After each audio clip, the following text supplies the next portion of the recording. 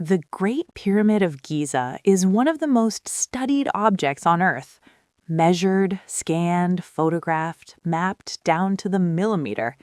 And yet, it still doesn't quite behave like it belongs.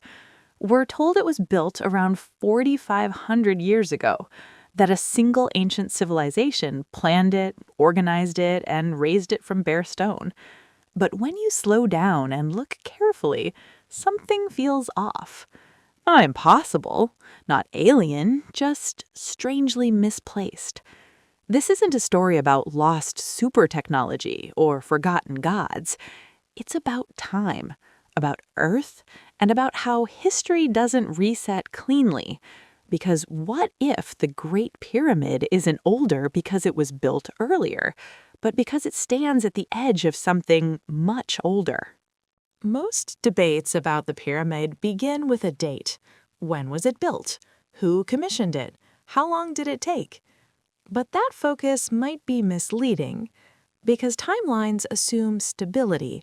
They assume that one civilization ends, another begins, and the Earth politely preserves the evidence between them. But Earth doesn't work that way. Floods erase coastlines, sand buries cities. Rivers change course, stone cracks, flakes, and dissolves. Civilizations don't end with punctuation marks. They fade, they fragment, they leave echoes. And sometimes what we call a beginning is really a continuation we don't recognize. Earth is hostile to permanence. Unlike the Moon or Mars, Earth recycles itself. Its crust moves. Its oceans dissolve stone. Its climate swings violently over long cycles.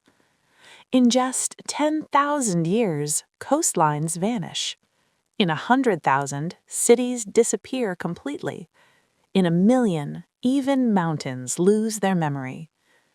If a civilization existed before the last ice age, if it lived near water, fertile land, or coastlines, then most of its evidence would be gone.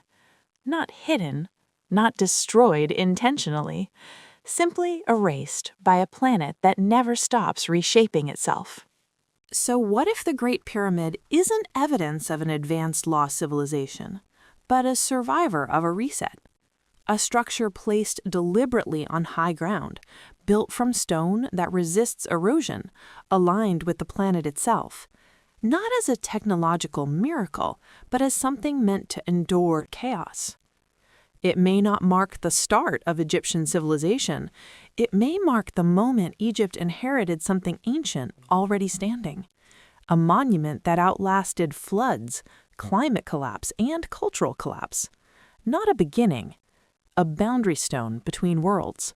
This idea makes people uncomfortable because history prefers clean stories, beginnings, founders, clear lines from primitive to advanced. But reality is messier. Civilizations overlap. Knowledge fragments. Survivors rebuild with whatever remains. The Great Pyramid might not challenge archaeology. It challenges our expectation of order. It reminds us that humanity doesn't always start from zero. Sometimes we inherit ruins and mistake them for miracles. The Great Pyramid doesn't need aliens to be extraordinary. It only needs time. Deep time. Planetary time. A reminder that Earth forgets faster than we record. That what survives is not always what mattered most, only what was built to endure collapse. The pyramid may not be older than civilization, but it may be older than the world that remembers how it began. And that possibility should make us look at our own cities differently, because one day the Earth will decide what remains of us.